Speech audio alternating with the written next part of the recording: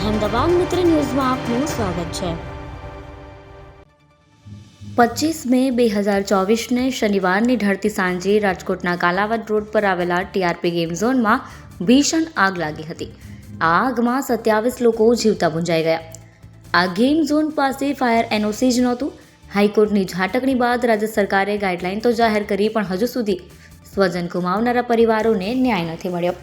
આ ઘટનાની પ્રથમ વર્ષી નજીક આવતા પીડિતોને ન્યાય અપાવવા માટે કોંગ્રેસે ફરી એકવાર આંદોલનનું શસ્ત્ર ઉગામ્યું છે, જેમાં આગામી 5 દિવસ સુધી કોંગ્રેસ દ્વારા વિવિધ કાર્યક્રમો યોજવામાં આવશે, જેની શરૂઆત 20 મે 2025થી કરવામાં આવી છે।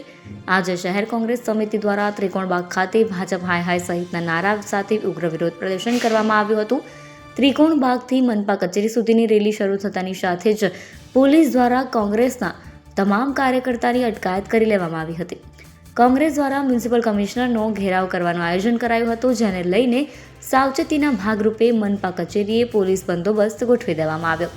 આજે જનરલ બોર્ડની બેઠક પણ યોજાવાની હોય, ત્યાં પણ કોંગ્રેસના નગરસેવકો દ્વારા ઉગ્ર વિરોધ કરવામાં આવે એવી શક્યતા છે।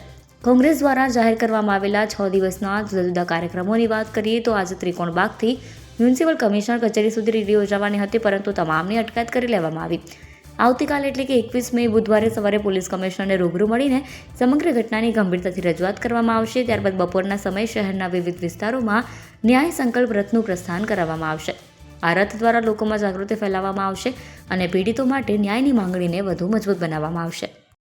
અહેમદાબાદ મિત્ર ન્યૂઝની યુટ્યુબ ચેનલને સબસ્ક્રાઇબ કરો અને બેલ આઇકોન જરૂરથી દબાવો, જેથી દરેક મહત્ત્વના વિડીયોની નોટિફિકેશન તમને મળતી રહે।